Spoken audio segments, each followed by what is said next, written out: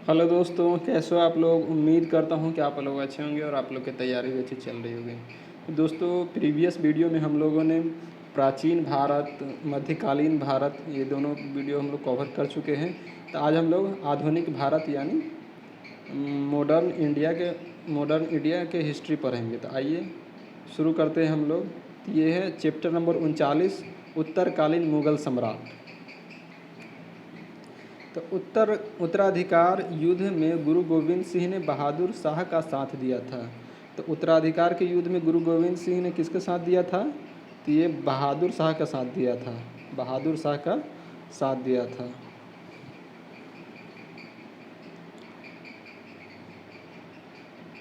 मुगलों से स्वतंत्र होने वाले राज्य एवं संस्थापक। तो मुगलों से जो स्वतंत्र हुआ था उसका राज्य और संस्थापक, जैसे अवध हो गया, तो अवध का संस्थापक कौन हो गया? तो शहादत खां। अवध का संस्थापक कौन है? तो शहादत खां। उसके बाद है हैदराबाद। तो हैदराबाद के संस्थापक कौन है? तो ये है चिनकिली खां या निजामुल मुल्क या आसफ जाह। ठीक है, चिनकिली खां या निजामुल मुल्क, आसफ जाह भी बोल सकते हैं। तो इसका हो जाएगा। उसके बाद है रुहेलखंड। रुहेलखंड के संस्थापक कौन है? तो दाऊद एवं अली मोहम्मद खां। तो दाऊद एवं अली मोहम्मद खां किसका है? तो रुहेलखंड का है। उसके बाद आ जाते हैं हम लोग बंगाल। तो बंगाल का संस्थापक कौन है? मुर्शिद कुली खां। बंगाल का है मुर्शिद कुली खां। कर्नाटक का है सादतुल्ला खां। और भरतपुर का है चूड़ामन एवं बदन सिंह। भरतपुर का कौन है? चूड़ामन एवं बदन सिंह। नोट देख लेते हैं हम लोग। नोट में है, मुग़ल सम्राट मोहम्मद शाह ने सआदत खां को बुरहान उल मुल्क की उपाधि दी। सआदत खां का असली नाम मीर मोहम्मद अमीन था। तो मुग़ल सम्राट मोहम्मद शाह ने सआदत खां को बुरहान उल मुल्क की उपाधि दी। किसको दिया था? सआदत खां को बुरहान उल मुल्क की उपाधि मिला था। ठीक है, ये दिया कौन था? ये दिया था मुग़ल सम्राट शाह मोहम्मद शाह। बहादुर शाह का पूर्व नाम मुअज्जम था। बहादुर शाह का पूर्व नाम क्या था? मुअज्जम था। बहादुर शाह को शाह बेखबर के उपनाम से पुकारा जाता है। शाह बेखबर किसको कहा जाता है? तो बहादुर शाह को। जहांदर शाह अपने शासन में लाल कुमारी नाम की वेश्या को हस्तक्षेप करने का आदेश दिया था। कौन दिया था लाल कुमारी वेश्या को अपने शासन में हस्तक्षेप करने का अधिकार? तो ये था जहांदर शाह। ठीक है। मुग़ल कालीन इतिहास में सैयद बंधु हुसैन अली खां एवं अब्दुल्ला खां को शासक निर्माता के रूप में जाना जाता है। तो सैयद बंधु कौन कौन था? तो हुसैन अली खां और अब्दुल्ला खां, ये था। ये इसको शासक निर्माता के मतलब किंग मेकर के रूप में ये दोनों भाई काम किए थे। उसके बाद है जहांदर शाह को लंपट मूर्ख भी कहा जाता है। जहांदर शाह को लंपट मूर्ख भी कहा जाता है। ऑफिशियली बात है, मतलब एक वेश्या को मतलब अपने शासन में हस्तक्षेप करने का अधिकार दिया था। तो इससे बड़ा लंपट मूर्ख और कौन हो सकता है? तो यही था जहांदर शाह। फर्रुखसियर को मुग़ल वंश का घृणित कायर कहा गया है। फर्रुखसियर को क्या कहा गया है? घृणित कायर। आइए हम लोग इसका नेक्स्ट पॉइंट देख लेते हैं। सुंदर युवतियों के प्रति अत्यधिक रुझान के कारण मोहम्मद शाह को रंगीला बादशाह कहा जाता है। मोहम्मद शाह को रंगीला कहा जाता है, या आप लोग डायरेक्ट याद कर सकते हैं मोहम्मद शाह रंगीला। तो मतलब रंगीला बादशाह किसे कहा जाता था? मोहम्मद शाह को कहा जाता है। संगीतकार के रूप में मोहम्मद शाह ने अनेक ख्यालों की रचना की। तुरानी सैनिक हैदर बेग ने 9 अक्टूबर 1720 ईस्वी को सैयद बंधु हुसैन अली खां की हत्या कर दी। तो हुसैन अली खां की मतलब सैयद बंधु हुसैन अली खां की हत्या कर दी कौन? हैदर बेग। तो ये कौन थे सैयद बंधु? तो ये थे किंग मेकर। उसके बाद है मोहम्मद शाह ने शासनकाल में ही हैदराबाद के चिनकिली खां ने निजामुल मुल्क की उपाधि धारण की और 1725 में स्वतंत्र राज्य की स्थापना की। मोहम्मद शाह के शासनकाल में। ठीक है, मोहम्मद शाह के शासनकाल में हैदराबाद के चिनकिली खां ने निजामुल मुल्क की उपाधि धारण की और 1725 ईस्वी में स्वतंत्र राज्य की स्थापना किया। हैदराबाद की स्थापना तुरानियों एवं अवध की स्थापना ईरानियों ने की थी। हैदराबाद की स्थापना तुरानियों ने और अवध की स्थापना ईरानियों ने की थी। ईरान यानी फारस के सम्राट नादिर शाह ने 1739 में दिल्ली पर आक्रमण किया। उसमें दिल्ली का शासक मोहम्मद शाह था, मोहम्मद शाह रंगीला। तो फारस का ईरान यानी ईरान फारस के सम्राट, मतलब आधुनिक ईरान, उस टाइम फारस कहा जाता था। तो फारस के सम्राट नादिर शाह ने 1739 में कब हमला किया था? 1739 में दिल्ली पर आक्रमण किया था। उस समय दिल्ली का शासक कौन था? तो मोहम्मद शाह रंगीला था। नादिर शाह को ईरान का नेपोलियन कहा जाता है। नादिर शाह को क्या कहा जाता है? ईरान का नेपोलियन कहा जाता है। नादिर शाह लगभग 70 करोड़ रुपए धनराशि और शाहजहां का बनवाया हुआ तख्ते ताउस तथा कोहिनूर हीरा लेकर फारस लौट गया। तो नादिर शाह लगभग 70 करोड़ रुपए का धनराशि ले गया और जो शाहजहां बनवाए थे तख्ते ताउस तथा कोहिनूर हीरा लेकर वापस लौट गया। उसके बाद आते हैं तख्ते ताउस। तख्ते ताउस को ही मयूर सिंहासन कहा जाता है। तख्ते ताउस पर बैठने वाला अंतिम मुगल शासक मोहम्मद शाह रंगीला था। अब प्रथम कौन था? तो प्रथम था शाहजहां का, कि उसने ही बनवाया था। तो प्रथम शाहजहां था और अंतिम था मोहम्मद शाह रंगीला। शाह आलम द्वितीय का नाम अली गौहर भी था। तो शाह आलम द्वितीय के शासनकाल में 1803 में अंग्रेज ने दिल्ली पर कब्जा कर लिया। 1803 में दिल्ली पर कब्जा कर लिया था। पानीपत के तृतीय युद्ध 1761 में मराठा एवं अहमद शाह अब्दाली की सेना के बीच हुआ। मराठा एवं अहमद शाह अब्दाली के बीच सेना के बीच हुआ। इस युद्ध में मराठों की हार हुई। नोट, अहमद शाह अब्दाली का वास्तविक नाम अहमद खां था। इसने 8 बार भारत पर आक्रमण किया। अहमद शाह अब्दाली कितने बार आक्रमण किया था? तो 8 बार आक्रमण किया था। यहाँ पे हम लोग देख लेते हैं उत्तरकालीन मुगल सम्राट, इसका कुछ लिस्ट दिया हुआ है, तो ये हम लोग देख लेते हैं। तो बहादुर शाह के टेन्योर कब से कब तक था? तो ये था 707 से 712 ईस्वी तक। बहादुर शाह का टेन्योर कब से कब तक था? तो 707 से 712 तक। 707 से 712 तक कौन था? बहादुर शाह। उसके बाद आ जाते हैं जहांदर शाह। तो जहांदर शाह को ये मूर्ख बादशाह इसको कहा जाता है। तो इसका है टाइम पीरियड 12 से 13, मतलब 1 साल रहा है। उसके बाद फ़र्रुखसियर को कहा गया घिरनीत कायर बादशाह। फ़र्रुखसियर को घिरनीत कायर बादशाह कहा गया है। इसका शासनकाल है 1713 से 1719। उसके बाद है मोहम्मद शाह लड़कियों के प्रति ज़्यादा आकर्षक था, तो इसके लिए इसका नाम रख दिया गया था मोहम्मद शाह रंगीला।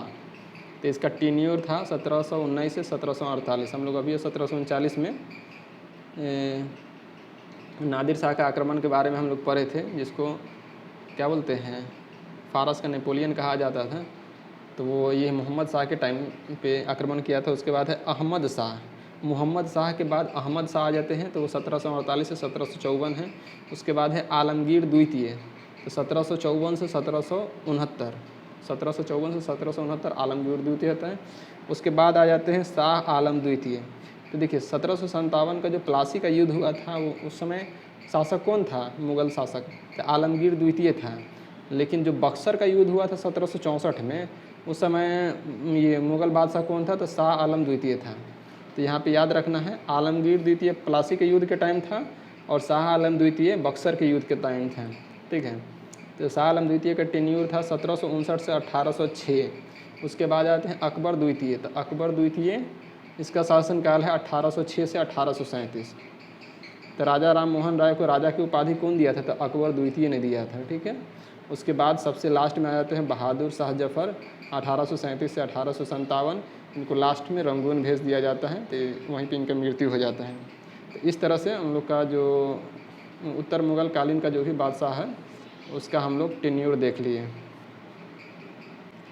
गुलाम कादिर खान ने 1806 में शाह आलम द्वितीय की हत्या करवा दी। शाह आलम द्वितीय की हत्या कौन करवाता है? तो गुलाम कादिर खान ने। बहादुर शाह जफ़र का अंतिम मुग़ल सम्राट था। बहादुर शाह द्वितीय या बहादुर शाह जफ़र बोल दीजिए, अंतिम मुग़ल सम्राट था। ये बनता है 1837 से 1857 तक। 1857 ईस्वी में क्रांति में भाग लेने के कारण अंग्रेज द्वारा बहादुर शाह जफ़र को बंदी बना लिया गया एवं रंगून भेज दिया गया, जो भी हम अभी बताए थे। लाल किला स्थित हीरा महल बहादुर शाह जफ़र ने बनवाया था। तो लाल किला के समीप हीरा महल कौन बनाया था? बहादुर शाह जफ़र। सबसे लास्ट जो शासक था वही बनवाया था। उसके बाद मशहूर शायर मिर्ज़ा गालिब बहादुर शाह जफ़र के ही समय दिल्ली में रहते थे। तो मिर्ज़ा गालिब ये किसके शासन में दिल्ली में रहते थे? तो बहादुर शाह जफ़र के शासन में। ये इंपॉर्टेंट पॉइंट है, इसको ध्यान में रखना है। उसके बाद आते हैं हयात बख्श बाग लाल किला दिल्ली में स्थित है। तो हयात बख्श बाग लाल किला दिल्ली में स्थित है। चैप्टर नंबर 40 है भारत में यूरोपीय व्यापारी कंपनियों का आगमन, मतलब उत्तर भारत हम लोग का कंप्लीट हो गया। अब हम लोग देख लेते हैं भारत में यूरोपीय व्यापारी कंपनियों का आगमन। तो 17 मई 1498 ईस्वी को वास्को डी गामा ने भारत के पश्चिमी तट पर कालीकट बंदरगाह पहुंचकर भारत एवं यूरोप के बीच नए समुद्री मार्ग की खोज की।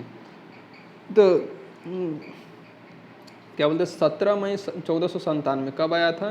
देखिए 1498 सबको याद रहता है, लेकिन आपको डेट अब याद रखना पड़ेगा। जो भी अभी लेटेस्ट एग्जाम का पैटर्न चल रहा है वहाँ पे डेट पूछा जा रहा है, तो यहाँ पे याद रखना होगा कि 17 मई 1498 को वास्को डी गामा भारत आया था। कौन से बंदरगाह पे आया था? तो कालीकट के बंदरगाह पे आया था। वहाँ का राजा कौन था? तो राजा जमोरीन था जो उसका स्वागत किया था। तो यूरोप और भारत के बीच जो समुद्री मार्ग की खोज की थी ये वास्को डी गामा ही ने की थी। इस यात्रा में वास्को डी गामा को गुजराती पथ प्रदर्शक अब्दुल्ला मनीद ने सहयोग किया था। तो इसका जो मतलब सहायता कौन किया था इस यात्रा में? तो अब्दुल मनीद ने सहायता किया था। ये गुजराती पथ प्रदर्शक था। 1505 ईस्वी में फ्रांसिस्को द अल्मोडा भारत के प्रथम पुर्तगाली वायसराय बनकर आया। तो फ्रांसिस्को द अल्मेडा, इसको द अल्मेडा ही याद रखिए, फ्रांसिस्को को गोली मारिए, द अल्मेडा। तो 1505 ईस्वी में द अल्मेडा भारत के प्रथम पुर्तगाली वायसराय बनकर आया। तो भारत में प्रथम पुर्तगाली वायसराय बनकर कौन आया था? तो अल्मेडा आया था। ठीक है, ये एकदम याद रखना है। प्रथम पुर्तगाली वायसराय कौन था? तो अल्मेडा था। 1509 ईस्वी में अल्फांसो द अल्बुकर्क भारत में पुर्तगालियों का वायसराय बना। इसने 1510 ईस्वी में बीजापुर के यूसुफ आदिल शाह से गोवा को जीत लिया। ठीक है, तो 1509 में आया, 1510 में ये 1510 में बीजापुर के यूसुफ आदिल शाह से गोवा जीत लिया। ठीक है, तो ये गोवा कौन जीत लिया था? तो ये अबुल कर्क। ठीक है, अबुल कर्क को गोवा जीता था, लेकिन सबसे पहले आया था कौन था? द अल्मेडा आया था। द अल्बुकर्क बीजापुर के जीत लिया था। किससे? यूसुफ आदिल शाह से, बीजापुर के शासक था। उसके बाद है पुर्तगालियों ने अपनी पहली व्यापारिक कोठी कोचीन में स्थापित खोली। तो पुर्तगालियों ने अपने पहली व्यापारिक कोठी कहाँ स्थापित की थी? तो कोचीन में। कहाँ स्थापित किया था? तो कोचीन में। दक्षिण पूर्वी तट पर पुर्तगालियों की एकमात्र बस्ती सन थोमे थी। दक्षिण पूर्वी मतलब ये दक्षिण पूर्व साइड, तो यहाँ पे कौन था? तो ये सन थोमे थी। पुर्तगालियों के बाद भारत में डच लोग आए। पहला डच यात्री कार्लेनियन हाउटमैन 1596 ईस्वी में भारत के पूर्व सुमात्रा पहुंचा। ठीक है, तो पुर्तगालियों के बाद कौन आया था? तो पुर्तगाली के बाद डच आए थे। याद रखना है, पुर्तगाली के बाद कौन आए थे? तो डच आए थे। कब आए थे? 1596 में आए थे।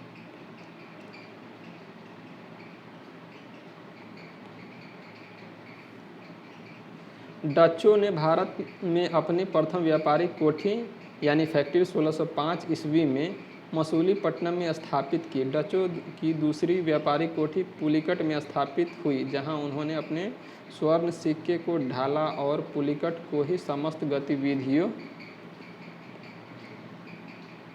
का केंद्र बनाया। डचों ने भारत में प्रथम बार औद्योगिक वेतनभोगी रखे। डचों का भारत में अंतिम रूप से पतन 1759 को अंग्रेज एवं डचों के मध्य हुए वेदरा के युद्ध में हुआ। तो डचों का पतन कब हुआ था? ये तो 1759 में हुआ था। 1759 में हुआ था। अंग्रेज एवं डचों के बीच मध्य वेदरा का युद्ध हुआ था। तो वेदरा के युद्ध में डच साफ हो गए थे। कौन से युद्ध में? वेदरा के युद्ध में। कब हुआ था? तो 1759 में हुआ था। क्वेश्चन नंबर 31 दिसंबर 1600 ईस्वी में इंग्लैंड की रानी एलिजाबेथ प्रथम ने ईस्ट इंडिया कंपनी को अधिकार पत्र प्रदान किया।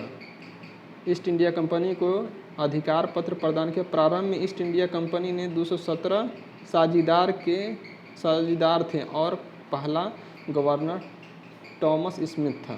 तो प्रारंभ में ईस्ट इंडिया कंपनी में 217 साझीदार थे और पहला गवर्नर कौन था? तो टॉमस स्मिथ था।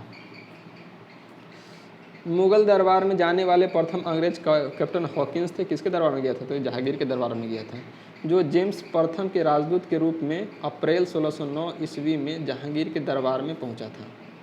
ठीक है, 1609 में जहांगीर के दरबार में पहुंचा था कौन? Captain Hawkins. ठीक है, जो जेम्स प्रथम के राजदूत के रूप में आया था। नोट हम लोग देखते थे। भारत आने वाला पहला अंग्रेजी जहाज रेड ड्रैगन था। भारत आने वाला पहला अंग्रेजी जहाज, अंग्रेजों का जहाज कौन था? रेड ड्रैगन था। ये सब कुछ मोस्ट इम्पोर्टेंट पॉइंट दिए रहता है, ये सबको दिमाग में रखना बहुत ज़रूरी है। 1611 ईस्वी में दक्षिण पूर्व समुद्र तट पर सर्वप्रथम अंग्रेज ने मसूलीपट्टनम में व्यापारिक कोठी की स्थापना की। 1611 ईस्वी में कहाँ स्थापित किया था? तो मसूलीपट्टनम में, दक्षिण पूर्व समुद्री तट पर। जहांगीर ने 1613 में एक फरमान जारी कर अंग्रेजों को सूरत में थॉमस एलवर्ड के अधीन व्यापारिक कोठी खोलने की इजाज़त दे दी थी।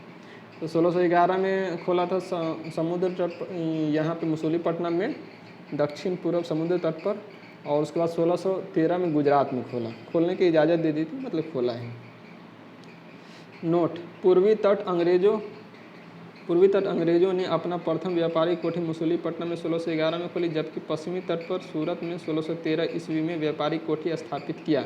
पहली बार सूरत में 1608 ईस्वी में व्यापारिक कोठी स्थापित करने का प्रयास किया गया था। तो मान लो प्रयास यानी कोशिश किया गया था, तो 1608 में सूरत में प्रयास किया गया था, लेकिन उसको फाइनल रूप से सहमति कब मिली थी? तो 1613 में सहमति मिली थी। लेकिन उसी बीच 1611 में ये दक्षिण पश्चिम जो मसूलीपट्टनम है, यहाँ पे उन्होंने व्यापारिक कोठी खोल लिया था। तो प्रयास पूछे तो 1608 में, प्रथम पूछे तो 1611 वाला हो जाएगा, और ये उसके बाद हो जाएगा 1613 का सूरत वाला। क्वेश्चन नंबर है 1615, पॉइंट नंबर है 1615 में क्वेश्चन सम्राट जेम्स प्रथम ने सर टॉमस रो को अपना राजदूत बनाकर मुगल सम्राट जहांगीर के दरबार में भेजा। तो पहले कौन सा आया था? तो कैप्टन हॉकिंस आया था, ये 1609 ईस्वी में, अप्रैल 1609 ईस्वी में। उसके बाद 1615 में सर टॉमस रो आया था जहांगीर के दरबार में, तो हॉकिंस, उसके बाद टॉमस रो। वह फरवरी 1619 तक भारत में रहा। उसने जहांगीर एवं खुर्रम यानी शाहजहां से अंग्रेज के लिए कुछ व्यापारिक छूट प्राप्त करने में सफल हुआ। 1632 ईस्वी में गोलकुंडा के सुल्तान ने अंग्रेज को एक सुनहला फरमान यानी गोल्डन फरमान दिया, जिसके अनुसार अंग्रेज सुल्तान को 500 पैगोडा वार्षिक कर देकर गोलकुंडा राज्य के बंदरगाह पर स्वतंत्रतापूर्वक व्यापार कर सकते थे। तो ये एक ऐसा फरमान था जिसको कहा गया सुनहला फरमान, मतलब अंग्रेजों के लिए बहुत फ़ायदेमंद फरमान था कि बस आपको 500 पैगोडा देना है और पूरा मतलब मसूलीपट्टनम में एकदम आराम से बिजनेस करना है, ठीक है।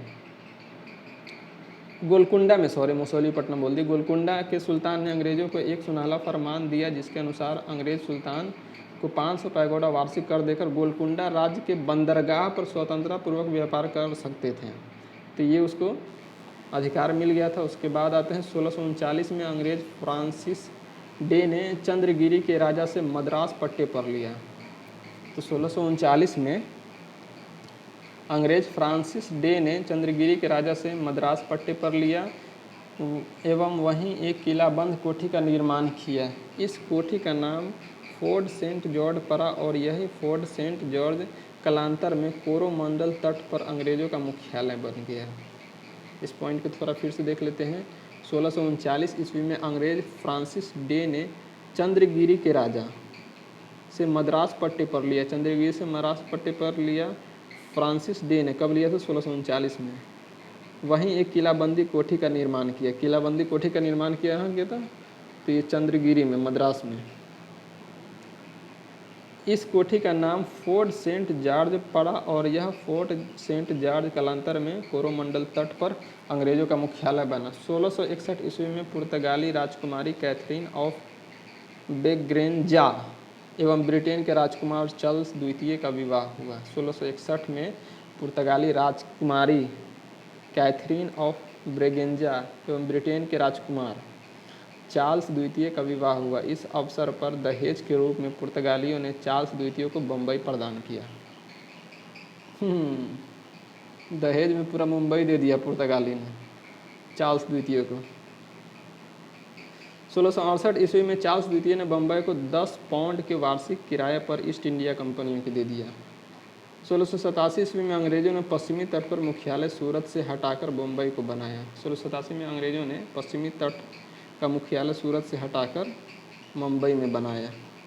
गोराल्ड ओंगियर 1669 से 1677 सूरत का प्रेसिडेंट एवं बम्बई का गवर्नर ने बम्बई शहर की स्थापना की। तो बम्बई शहर की स्थापना किसने की? तो गोराल्ड ओंगियर ने किया था, ठीक है। गोराल्ड ओंगियर ने किया था। सूरत का प्रेसिडेंट एवं बम्बई का गवर्नर था, अब बम्बई शहर की स्थापना किया था।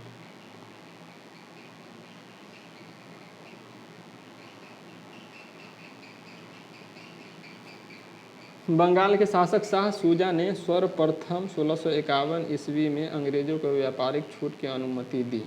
बंगाल के शासक शाह सूजा ने सर्वप्रथम 1651 में अंग्रेजों को व्यापारिक छूट की अनुमति दी। इस अनुमति को निशान कहते हैं।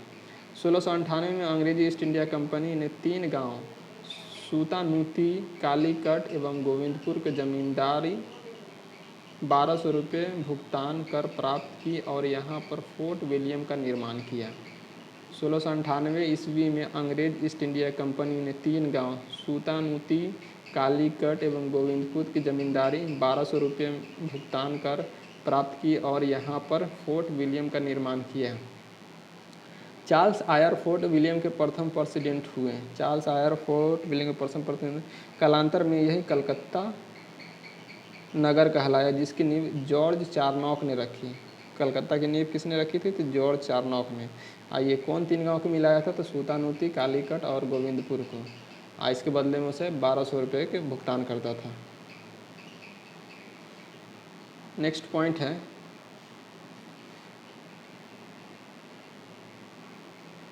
भारत में फ्रांसीसियों के प्रथम कोठी फ्रैंको कैरो के द्वारा सूरत में 1668 में स्थापित की गई।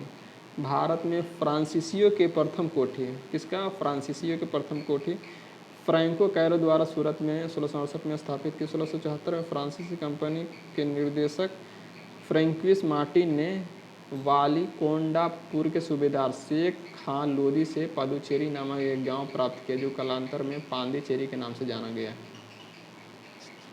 प्रथम कर्नाटक युद्ध 1746 से 1748। कर्नाटक कार्नेटिक युद्ध कहिए या कर्नाटक युद्ध कहिए, तो ये हुआ था 1746 से 1748 में। ऑस्ट्रेलिया के उत्तराधिकार का युद्ध से प्रभावित था। तो ये किस युद्ध से प्रभावित था? प्रथम कर्नाटक युद्ध 1746 से 48 तक ऑस्ट्रेलिया के उत्तराधिकार से प्रभावित था। 1748 इसमें हुए एला सापल की संधि द्वारा ऑस्ट्रेलिया के उत्तराधिकार के युद्ध समाप्त हो गया और इस संधि के तहत सर्वप्रथम कर्नाटक युद्ध समाप्त हो गया। सर्वप्रथम कर्नाटक युद्ध कब समाप्त, किस संधि के तहत समाप्त हुआ? तो एला सापल की संधि के द्वारा। कब? 1748 में। तो प्रथम कर्नाटक युद्ध कब चला था? तो 1746 से 48 तक।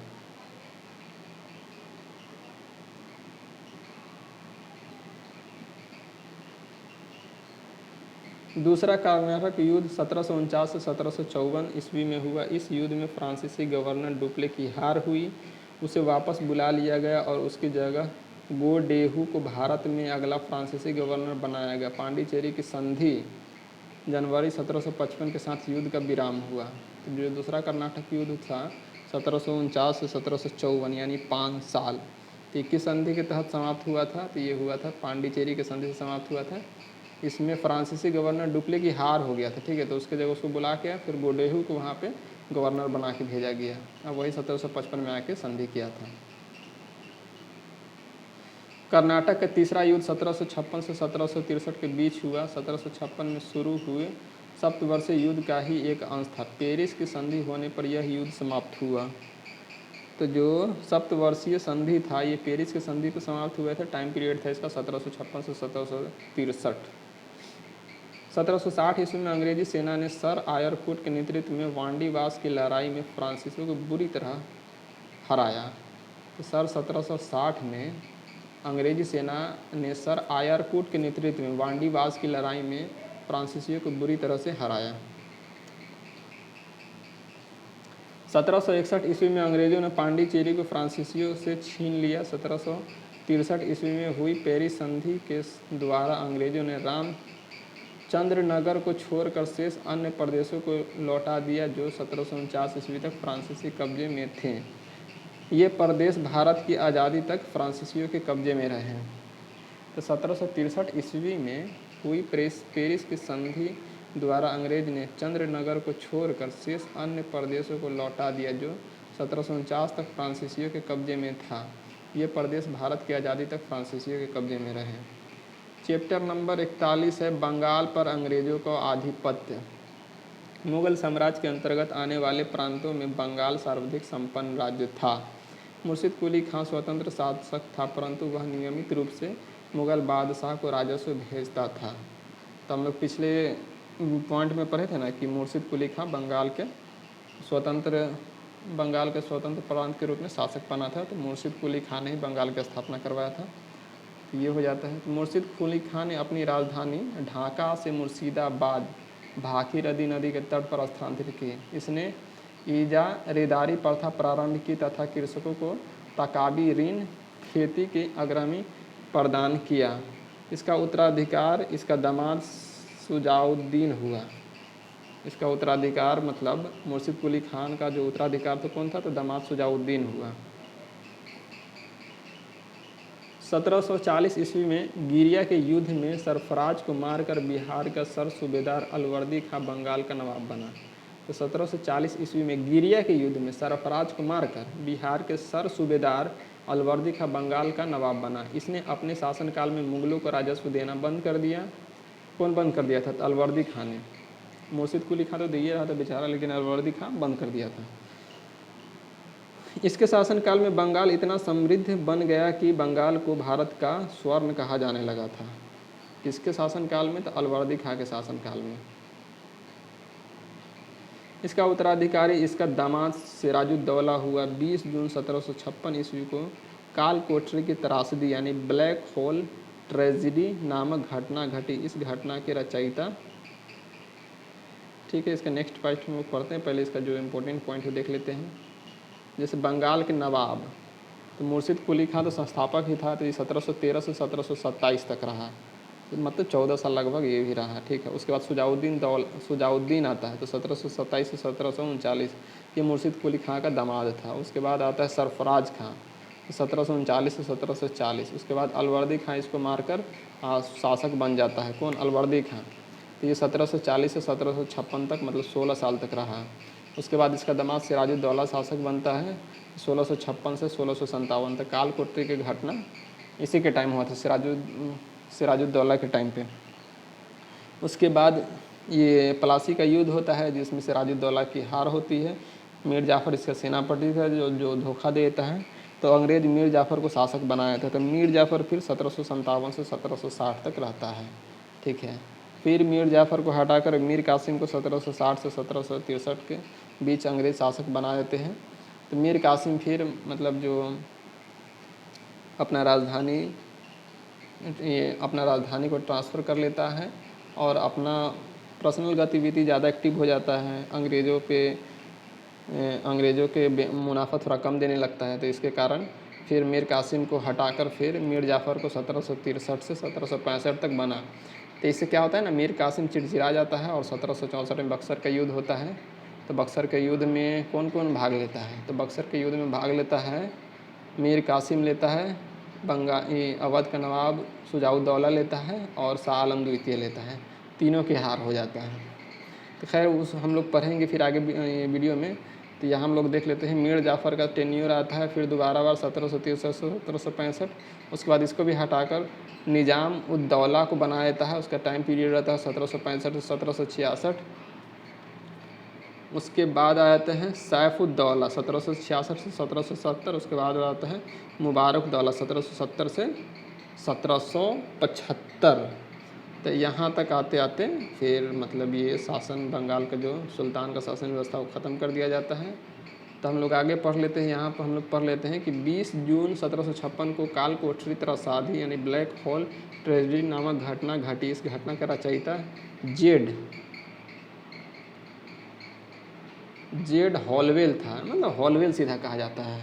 तो हॉलवेल था के अनुसार नवाब सिराजुद्दौला ने 20 जून की रात 146 अंग्रेज व्यक्तियों के एक छोटी सी कोठरी में बंद कर दिया था। अगले दिन सुबह 146 में से केवल 23 जिंदा बचे थे।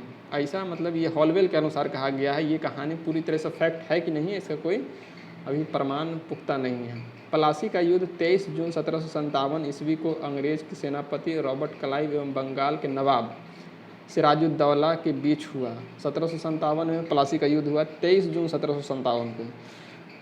तो रॉबर्ट क्लाइव और सिराजुद्दौला के बीच हुआ, जिसमें नवाब अपने सेनापति मीर जाफ़र की धोखाधड़ी के कारण पराजित हुआ। अंग्रेजों ने मीर जाफर को बंगाल का नवाब बनाया। नोट, प्लासी की लड़ाई में मोहनलाल एवं मीर मदान के नेतृत्व में एक छोटी सेना नवाब के वफादार रही। मीर मदान लड़ते हुए मारा गया। प्लासी भागीरथी के नदी के किनारे, प्लासी कहाँ है? भागीरथी नदी के किनारे है।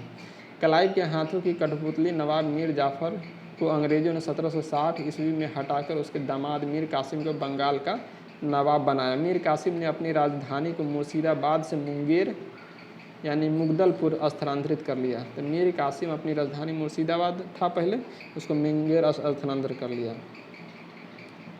नोट, बंगाल की राजधानी का क्रम था ढाका, सबसे पहले ढाका था, उसके बाद मुर्शिदाबाद आया, उसके बाद मुंगेर आया। बक्सर का युद्ध 1764 ईस्वी में अंग्रेज एवं मीर कासिम अवध के नवाब शुजाउद्दौला एवं मुगल सम्राट शाह आलम द्वितीय के बीच हुआ। तो त्रिगुट सेना कौन कौन था? तो मीर कासिम था, अवध के नवाब शुजाउद्दौला था, मुगल सम्राट शाह आलम द्वितीय के बीच हुआ।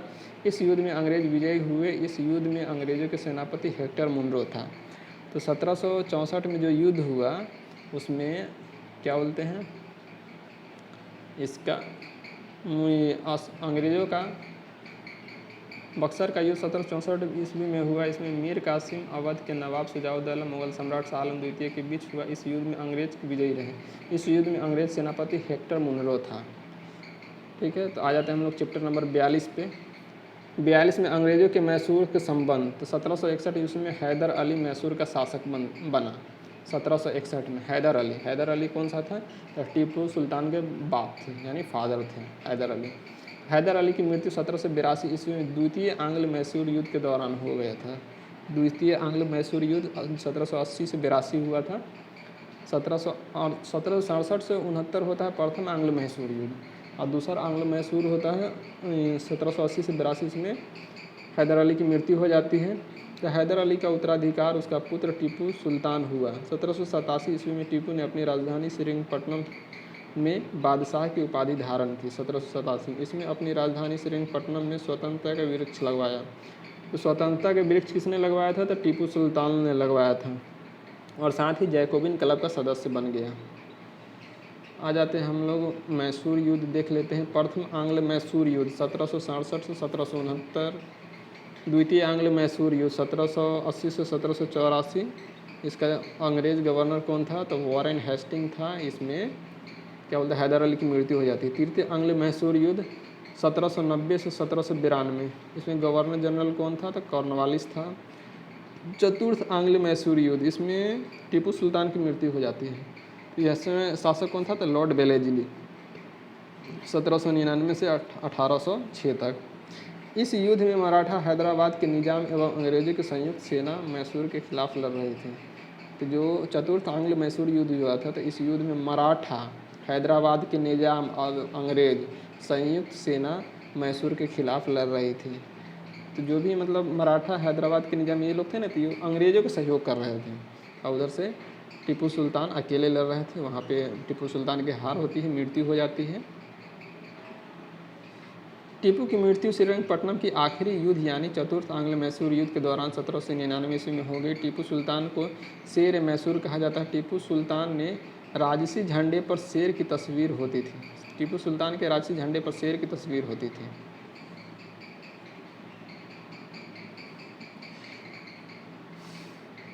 नोट, 1760 ईस्वी में वांडीवास का युद्ध हुआ, जिसमें अंग्रेज ने सर आयरकुट के नेतृत्व में लाली के नेतृत्व वाली फ्रांसीसी सेना को पराजित किया। 1760 में वांडीवास का युद्ध हुआ, जिसमें फ्रांसीसी की सेना की पराजित हुए।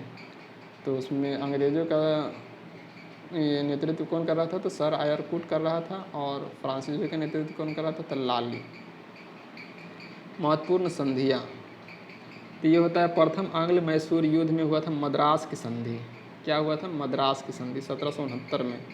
उसके बाद हुआ द्वितीय आंग्ल मैसूर युद्ध, उसमें मंगलौर की संधि हुई थी। मंगलौर कहाँ है? कर्नाटक में है। तो मंगलौर की संधि हुई थी 1784 में। और तृतीय आंग्ल मैसूर युद्ध तो ये हुआ था 1790 से 92 हुआ था। तो इसमें श्रीरंगपट्टनम की संधि हुई थी। अब हम लोग आ जाते हैं चैप्टर नंबर 43 यानी सिख एवं अंग्रेज। ठीक है, तो सिख संप्रदाय की स्थापना का श्रेय गुरु नानक ने प्रथम गुरु को है। गुरु नानक के अनुयायी को ही सिख कहलाएं। ये बादशाह बाबर एवं हुमायूं के समकालीन थे। बादशाह बाबर एवं हुमायूं के समकालीन कौन थे? गुरु नानक थे। ठीक है, इनका जन्म तलवंडी आधुनिक पाकिस्तान में हुआ था, गुरु नानक जी का जन्म। 1496 ईस्वी में कार्तिक पूर्णिमा को नानक को आध्यात्मिक पुनर्जीवन का आभास हुआ। 1496 में कार्तिक पूर्णिमा को नानक को आध्यात्मिक पुनर्जीवन का आभास हुआ। गुरु नानक ने गुरु का लंगर नामक निःशुल्क सहभागी भोजनालय स्थापित किए और गुरु नानक ने अनेक स्थानों पर संगत यानी धर्मशाला और पंगत यानी लंगर की स्थापना की। तो लंगर का स्थापना सबसे पहले कौन किए थे? तो गुरु नानक ने ही किए थे।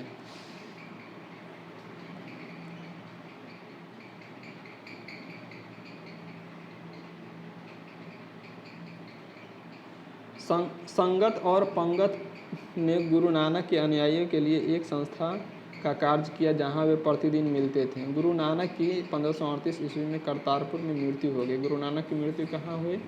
1538 में करतारपुर में हो गई। गुरु अंगद सेकेंड गुरु, मतलब सिखों का दूसरा गुरु कौन था? तो गुरु अंगद था। 1539 से 1552 सिखों के दूसरे गुरु थे। इनका प्रारंभिक नाम लहना था।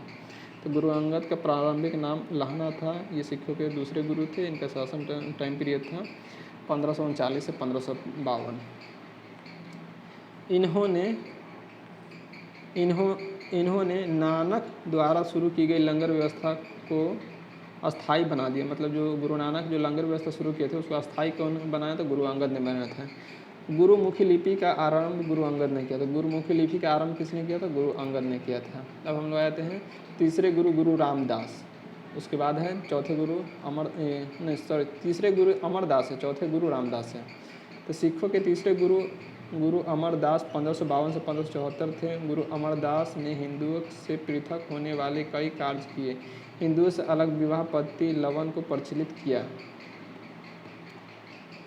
अकबर ने गुरु अमरदास से गोविंदवाल जाकर भेंट की और गुरु की पुत्री बीवी भानी को कई गांव दान दिए। तो अकबर ने गुरु अमरदास से गोविंदवाल जाकर भेंट की और गुरु की पुत्री बीवी भानी को कई गांव दान दिए। अमरदास ने 22 गद्दियों की स्थापना की और प्रत्येक पर एक महंत नियुक्त किया।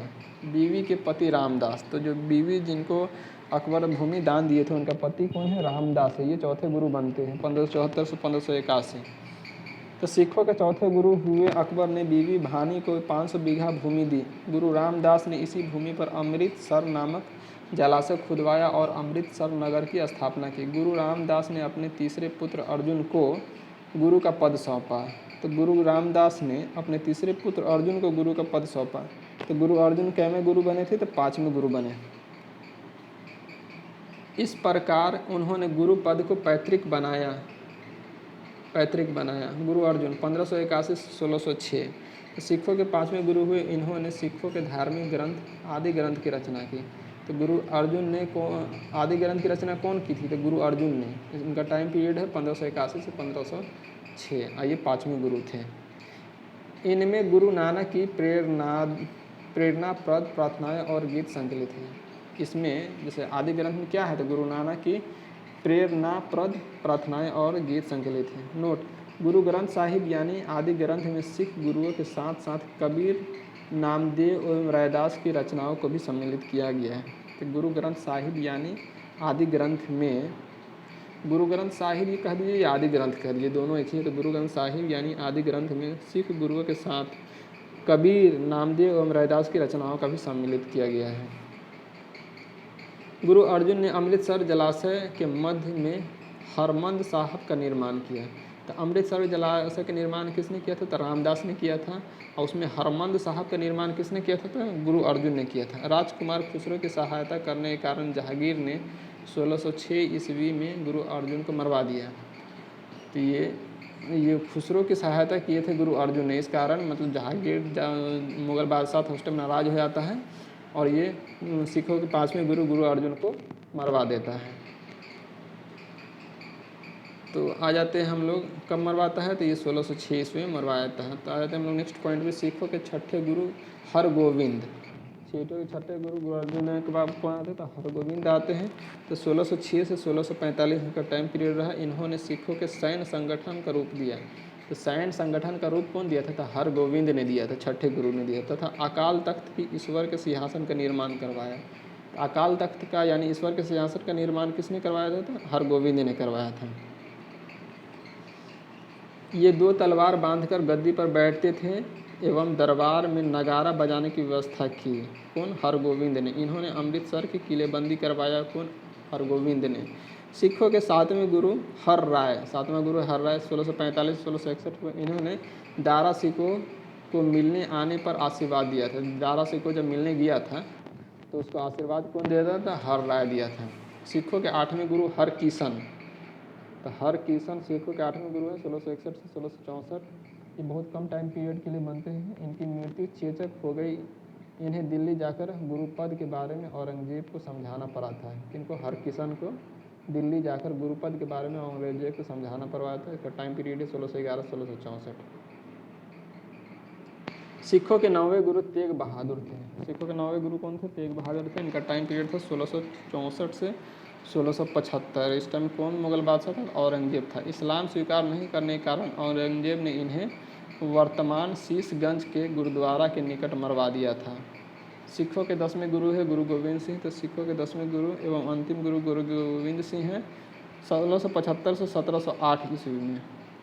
1707 तक औरंगजेब रहते थे और 1708 तक गुरु गोविंद सिंह रहे थे। इनका जन्म 1666 ईस्वी में पटना में हुआ था। तो गुरु गोविंद सिंह का जन्म कब हुआ था? तो 1666 ईस्वी में पटना में हुआ था। गुरु गोविंद सिंह अपने को सच्चा पातशाह कहा। सच्चा पातशाह अपने कौन कहा था? गुरु गोविंद सिंह ने कहा। इन्होंने सिखों के लिए 5 ककार अनिवार्य किया, अर्थात प्रत्येक सिख को केस, कंघा, कृपान, कच्छा और करा रखने की अनुमति दी और सभी लोगों को अपने नाम के अंत में सिंह शब्द जोड़ने के लिए कहा। तो ये सब कौन किए थे? तो ये किए थे गुरु गोविंद सिंह ने किए थे, जिनका जन्म पटना में हुआ था 1666 ईस्वी में। जिनका टेन्योर था 1666 से 1675 से 1708 तक। गुरु गोविंद सिंह का निवास स्थान आनंदपुर साहिब था एवं कार्यस्थल पओता थी। गुरु गोविंद सिंह ने फारसी में जफरनामा लिखे थे। फारसी में जफरनामा कौन लिखे थे? तो गुरु गोविंद सिंह लिखे थे। इनके 2 पुत्र फतह सिंह एवं जोरावर सिंह को सरहिंद के मुगल फौजदार वजीर खान ने दीवार में चुनवा दिया। तो गुरु गोविंद सिंह के 2 सिंह कौन था? फतह सिंह और जोरावर सिंह को सरहिंद के मुगल फौजदार वजीर खान ने दीवार में चुनवा दिया था। 1699 ईस्वी में वैशाख के दिन गुरु गोविंद सिंह को खालसा पंथ की स्थापना की। खालसा पंथ की स्थापना कौन करता है? तो गुरु गोविंद सिंह करता है।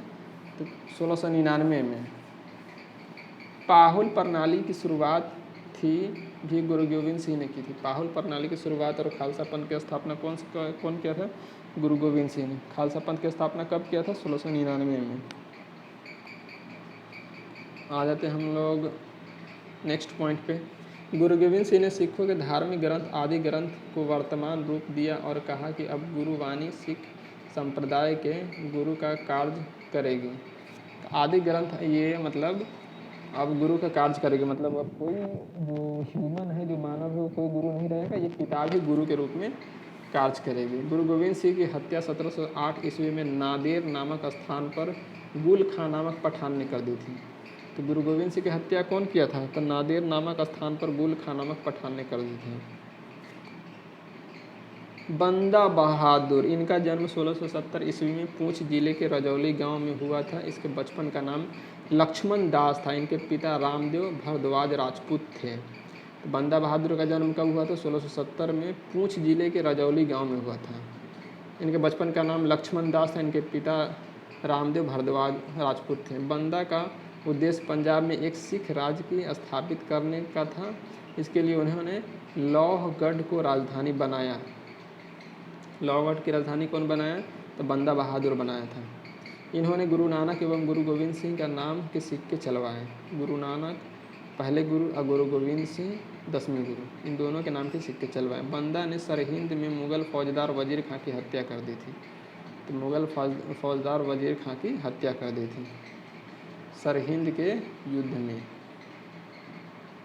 मुगल बादशाह फरुखसियर के आदेश पर 1716 में बंदा को गुरदासपुर नांगल नामक स्थान पर पकड़कर मौत के घाट उतार दिया गया। मुगल बादशाह फरुखसियर कब था इसका टेन्यूर, तो इसका था 1713 से 1719 तक। घिरनित कायर बादशाह था भाई साहब ये।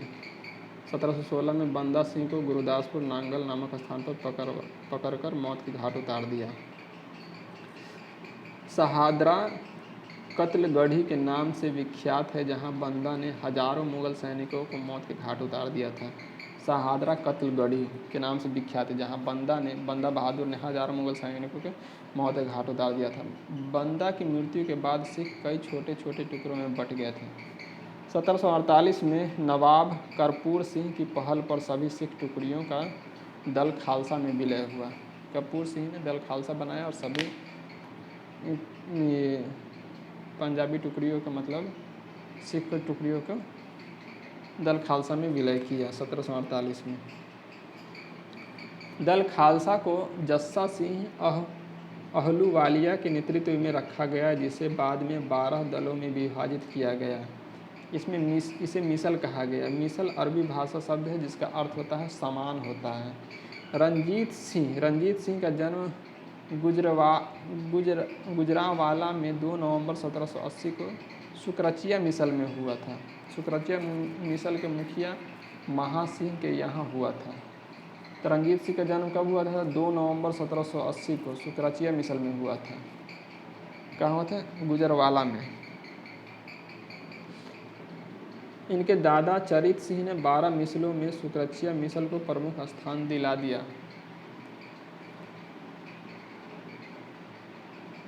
1798 से 99 रंजीत सिंह लाहौर का शासक बना। 25 अप्रैल 1809 ईस्वी को चार्ल्स मेटकॉफ और महाराजा रंजीत सिंह के बीच अमृतसर की संधि हुई। तो अमृतसर की संधि किसके किसके बीच होता है? तो 1809 में चार्ल्स मेटकॉफ और महाराणा रंजीत सिंह के बीच होता है। रंजीत सिंह राज्य 4 सूबों में बटा था: पेशावर, कश्मीर, सुल्तान, लाहौर। महाराजा रंजीत सिंह का आदेश मंत्री फ़कीर अजीजुद्दीन एवं वित्त मंत्री दीनानाथ था। महाराजा रंजीत सिंह का विदेश मंत्री फ़कीर अजीजुद्दीन एवं वित्त मंत्री दीनानाथ था। 7 जून 1839 में रंजीत सिंह की मृत्यु हो गई। 7 जून 1839 को रंजीत सिंह की मृत्यु हो गई। प्रथम आंग्ल सिख युद्ध 1845 से 46 में एवं द्वितीय आंग्ल सिख युद्ध 1849 में हुआ था। 45 से 46 में प्रथम, द्वितीय 1849 में हुआ था। अंग्रेजों एवं सिखों के मध्य हुई संधि।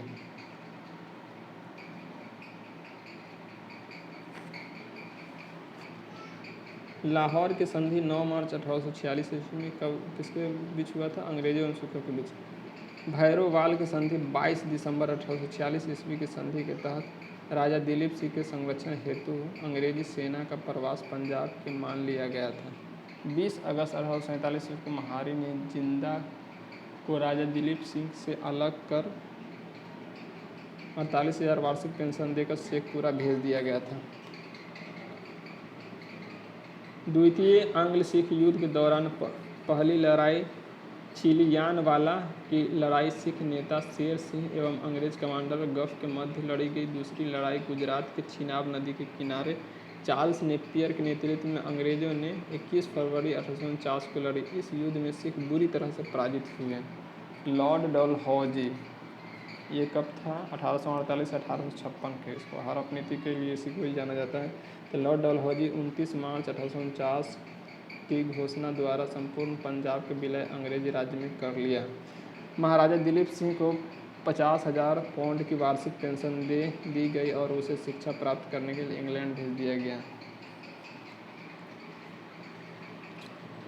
सिख राजा का प्रसिद्ध हीरा कोहिनूर को महारानी विक्टोरिया को भेज दिया गया। तो सिख राजा का प्रसिद्ध हीरा कोहिनूर को महारानी विक्टोरिया को भेज दिया गया था।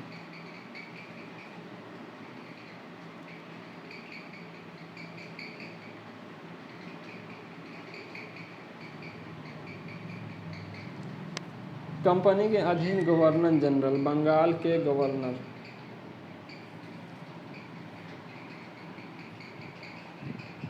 बंगाल के गवर्नर रॉबर्ट क्लाइव 1757 से 1760 एवं पुनः 1765 से 1767। क्लाइव 2 बार बनता है। इसने बंगाल में द्वैध शासन की व्यवस्था की, जिसके तहत राजस्व वसूलने, सैनिक संरक्षण एवं विदेशी मामले कंपनी के अधीन थे।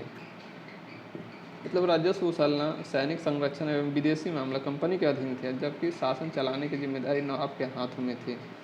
द्वैध शासन व्यवस्था किसने शुरू किया था? तो ये किया था रॉबर्ट क्लाइव ने। इसके तहत जो भी मुख्य काम थे, जैसे राजस्व वसूलना, ठीक है, सैनिक संरक्षण, विदेश मामले, ये सब खुद अंग्रेज अपने पास रख लिया और शासन चलाने की जिम्मेदारी नवाब को सौंप दिया। नेक्स्ट पॉइंट है, इसने मुगल सम्राट शाह आलम द्वितीय को इलाहाबाद की संधि 1765 के द्वारा अपनी संरक्षण में ले लिया।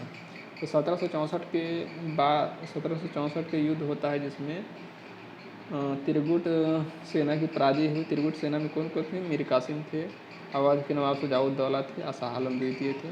तो दोनों का हराने के बाद जो 1765 में इलाहाबाद की संधि होती है, इसमें मुगल सम्राट शाह आलम द्वितीय को अपने संरक्षण में ले लिया था। कौन? अंग्रेज। इस संधि के जरिए ईस्ट इंडिया कंपनी को देश की राजनीतिक और संवैधानिक व्यवस्था में दखल देने का अवसर मिल गया इस संधि के तहत। ठीक है, कौन सी संधि है भूल गए हम? इलाहाबाद की संधि के तहत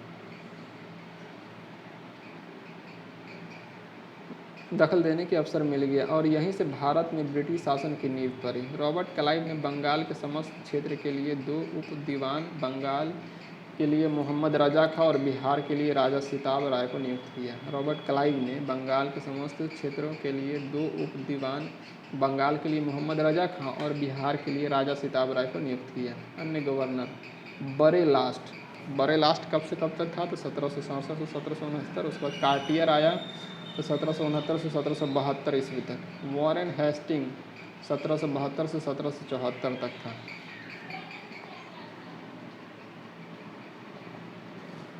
कंपनी के अधीन गवर्नर जनरल। रेगुलेटिंग एक्ट 1773 ईस्वी के अनुसार बंगाल के गवर्नर को अब अंग्रेजी क्षेत्रों का गवर्नर जनरल कहा जाने लगा। ये किसके तहत हुआ था? रेगुलेटिंग एक्ट 1773 के तहत, जिसका कार्यकाल 5 वर्ष निर्धारित किया गया है। मद्रास एवं बम्बई के गवर्नर को इसके अधीन कर दिया गया। इस प्रकार भारत में कंपनी के अधीन प्रथम गवर्नर जनरल वॉरेन हेस्टिंग 1774 से 1785 हुआ। वॉरेन हेस्टिंग 1750 ईस्वी में कंपनी एवं क्लर्क के रूप में कलकत्ता आया था और अपनी कुशलता के कारण कासिम बाजार का अध्यक्ष, बंगाल का गवर्नर एवं कंपनी का गवर्नर जनरल बना। मतलब बहुत ही कुशल आदमी था बंदा। वॉरेन हेस्टिंग 1774 से 1785, इसने राजकीय कोषागार को मुर्शिदाबाद से हटाकर कलकत्ता लाया। 1772 ईस्वी में इसने प्रत्येक जिले में एक फौजीदारी व दीवानी अदालतों की स्थापना की। फौजीदारी अदालतों सदर निजामत अदालत द्वारा निरीक्षित होती थी। नाजिम द्वारा नियुक्त दरोगा अदालत की अध्यक्षता करता था। दीवानी अदालत में कलेक्टर मुख्य न्यायाधीश होता था।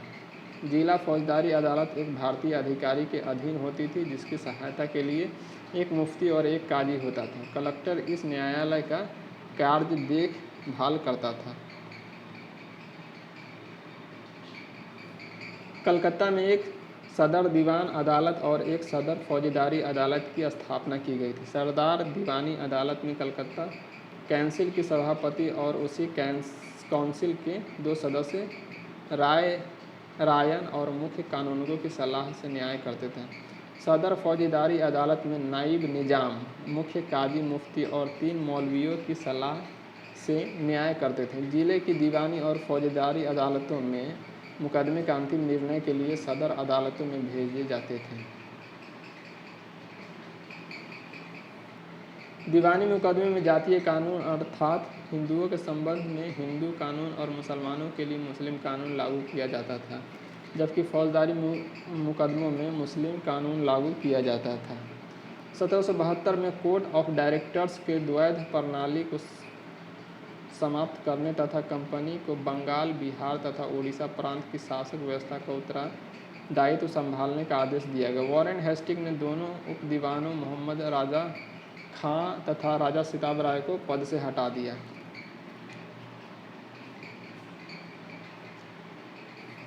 हेस्टिंग ने नवाब की देखभाल के लिए मीर जाफर की विधवा मुन्नी बेगम को उसका संरक्षक नियुक्त किया। 1775 में मुन्नी बेगम को हटाकर मोहम्मद रजा खां को नवाब का संरक्षण नियुक्त किया।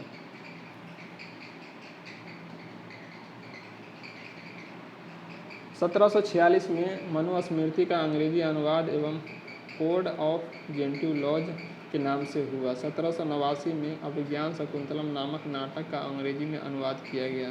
कब किया गया?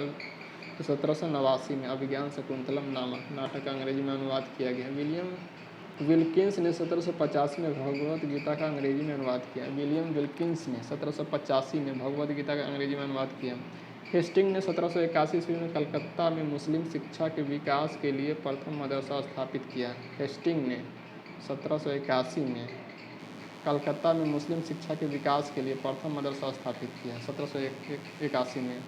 इसी समय 1782 ईस्वी में जोनाथन डंकन ने बनारस में संस्कृत विश्वविद्यालय के तथा सर विलियम जोन्स ने 1784 में the Asiatic Society of Bengal की स्थापना की।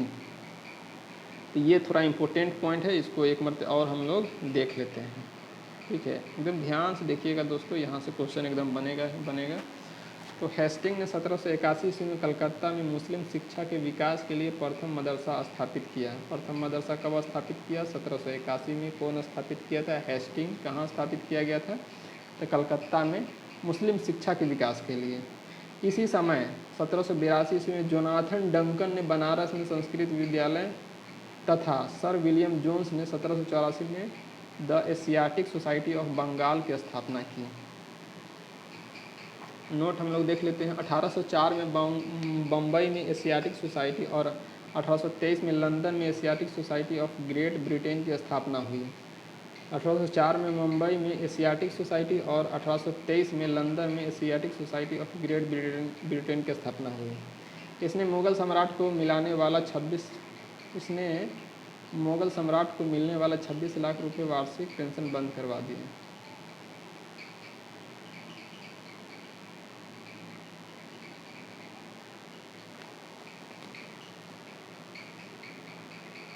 हेस्टिंग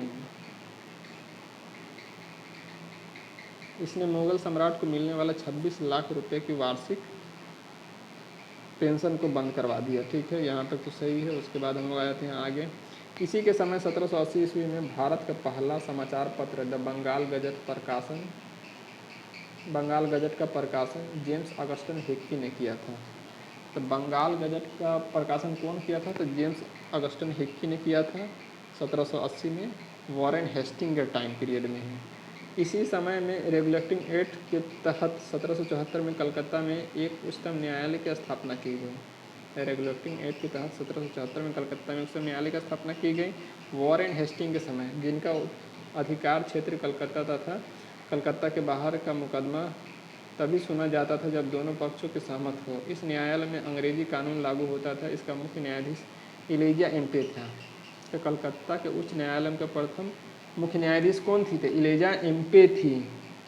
इलिजा एम्पे था, जिसे 1782 में इस्तीफा देना पड़ा। हेस्टिंग ने बंगाली ब्राह्मण नंद कुमार पर झूठा आरोप लगाकर न्यायालय से फांसी की सजा दिलवा दी। बंगाली ब्राह्मण नंद कुमार। प्रथम आंग्ल मराठा युद्ध 1775 से 1785। प्रथम आंग्ल मराठा युद्ध 1775-1782 एवं द्वितीय आंग्ल मैसूर युद्ध 1780 से 84 वॉरेन हेस्टिंग के समय हुआ था। तो 1774 से 85 तक ये था। तो इसी बीच में दो युद्ध हो गया, 1775 से 82 द्वितीय आंग्ल मैसूर युद्ध और 1780 से 84 वॉरेन हेस्टिंग, क्या बोलते हैं, 1775 से 82 प्रथम मराठा युद्ध और द्वितीय आंग्ल मैसूर युद्ध 1780 से 84 वॉरेन हेस्टिंग के समय ही लड़े गए थे। प्रथम आंग्ल मराठा युद्ध सालबाई की संधि 1782 एवं द्वितीय आंग्ल मैसूर युद्ध मंगलौर की संधि। तो प्रथम आंग्ल मराठा युद्ध की संधि के तहत समाप्त होता है तो सलवाई की संधि होता है 1782 में। लेकिन उसी टाइम जो आंग्ल मैसूर युद्ध चल रहा था तो उसको किस संधि से समाप्त होता है? तो मंगलौर की संधि से 1784 में द्वारा समाप्त की गई। तो इसी द्वितीय युद्ध में हैदर अली की मृत्यु हो जाती है। नेक्स्ट पॉइंट है Pitt's India Act 1784 Warren Hasting के समय ही पारित हुआ। 1784 में Pitt's India Act 1784 Warren Hasting के समय ही पारित हुआ। इसी के काल में बोर्ड ऑफ रेवेन्यू की स्थापना हुई। वॉरेन हेस्टिंग के काल में हेस्टिंग ने संपूर्ण लगान के हिसाब से हिसाब की देखभाल के लिए एक भारतीय अधिकारी राय रायन की नियुक्ति की। इस पद को प्राप्त करने वाला पहला भारतीय दुर्लभ राय का पुत्र राजा राजबल्लभ था। तो हेस्टिंग ने संपूर्ण लगान के हिसाब की देखभाल के लिए एक भारतीय अधिकारी राय रायन की नियुक्ति की। इस पद को प्राप्त करने वाला पहला भारतीय दुर्लभ राय का पुत्र राजा राजबल्लभ था। पिट्स इंडिया एक्ट 1784 के विरोध में इस्तीफा देकर जब वॉरेन हेस्टिंग फरवरी 1785 ईस्वी में इंग्लैंड पहुंचा तो बर्क द्वारा उस पर महाभियोग लगाया गया, परंतु 1795 में इसे आरोप से मुक्त कर दिया गया।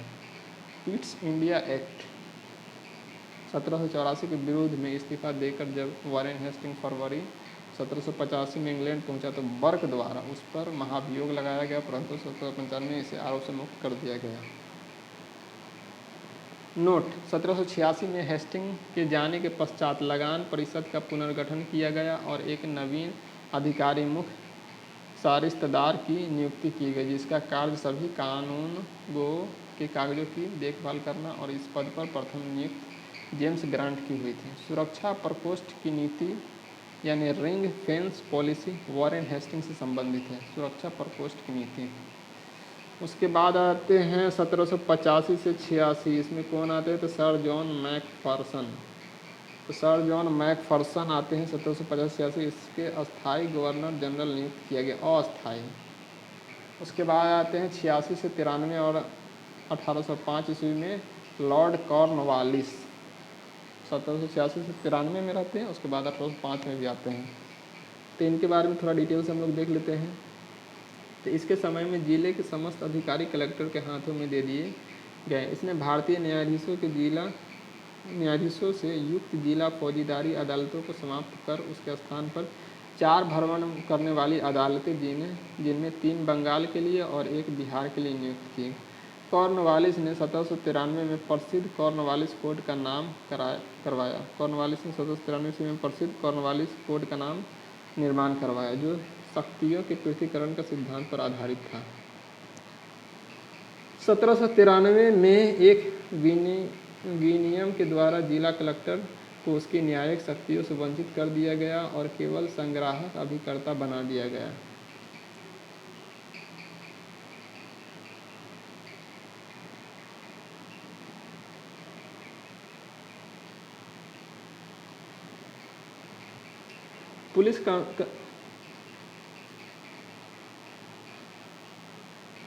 पुलिस कर्मचारियों के वेतन में वृद्धि के साथ ही ग्रामीण क्षेत्रों में पुलिस अधिकारी प्राप्त जमींदारों को इस अधिकार से वंचित कर दिया। पुलिस कर्मचारियों के वेतन में वृद्धि के साथ ही ग्रामीण क्षेत्रों में पुलिस अधिकार प्राप्त जमींदारों को इस अधिकार से वंचित कर दिया।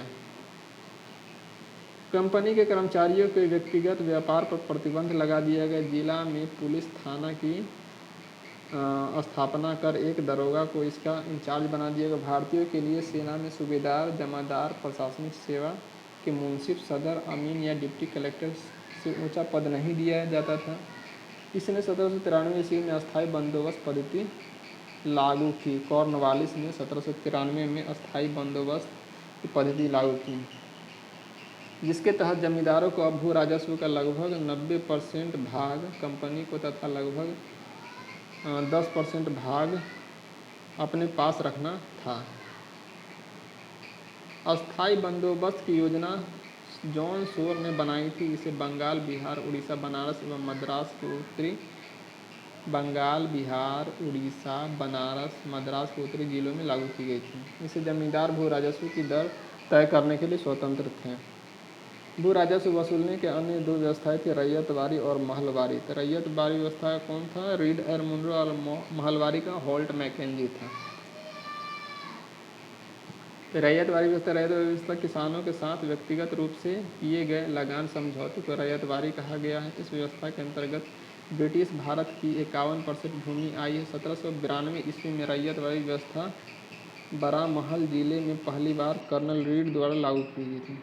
तो रैयतवारी व्यवस्था सबसे पहले कहाँ लागू किया गया था? तो बारामहल जिले में कर्नल रीड द्वारा लागू किया गया था। 1820 ईस्वी में यह व्यवस्था मद्रास में लागू की गई और इसे सुचारू रूप से चलाने के लिए मुनरो को मद्रास का गवर्नर नियुक्त किया गया। 1825 में यह व्यवस्था बम्बई में लागू कर दी गई तथा 1858 तक यह व्यवस्था संपूर्ण दक्कन और अन्य क्षेत्रों में लागू कर दी गई। इस व्यवस्था की मुख्य विशेषताएं निम्न थी। सरकार और किसान के बीच कोई बिचौलिया वर्ग नहीं था।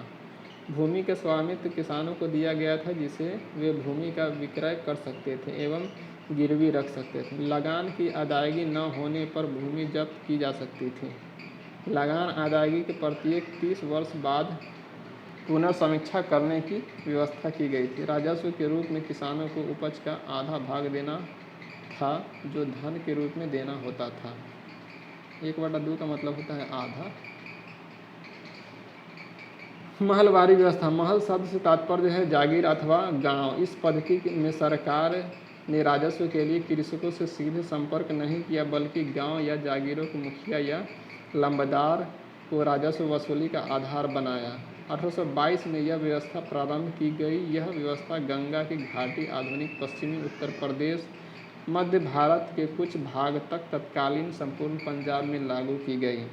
महलवारी व्यवस्था पश्चिमी उत्तर प्रदेश और पंजाब के क्षेत्र में। इस व्यवस्था में पहली बार लगान तय करने के लिए मानचित्रों तथा पंजियों का प्रयोग किया गया। इस व्यवस्था का जन्मदाता हॉल्ट मैकेंजी हुए। 1833 ईस्वी में मार्टिन बर्ड तथा जेम्स टॉम्स ने बंदोबस्त में यह अपने सबसे अच्छे रूप में सामने आई।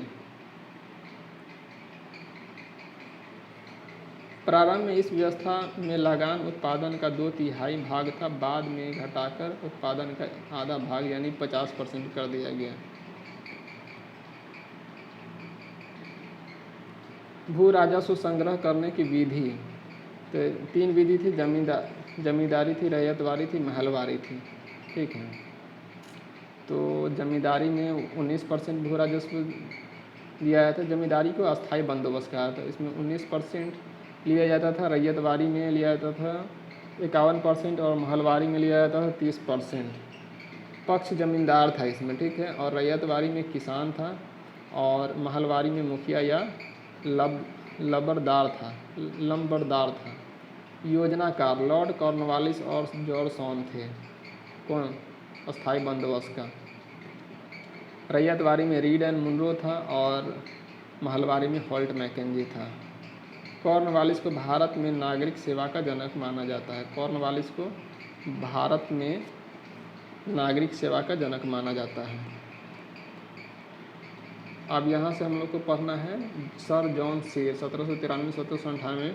तो ये वीडियो हम लोग नेक्स्ट पार्ट में शूट करेंगे क्योंकि मतलब 1 घंटा से जो भी ऊपर का वीडियो होता है वो ऑटोमेटिक डिलीट हो जाता है। तो इसलिए हम लोग ये नेक्स्ट पार्ट में शूट करेंगे। दोस्तों अगर वीडियो अच्छी लग रही है तो लाइक कीजिए, शेयर कीजिए, सब्सक्राइब कीजिए। अगर सब्सक्राइब नहीं किए हैं तो सब्सक्राइब कर लीजिए, दोस्तों को शेयर कीजिए।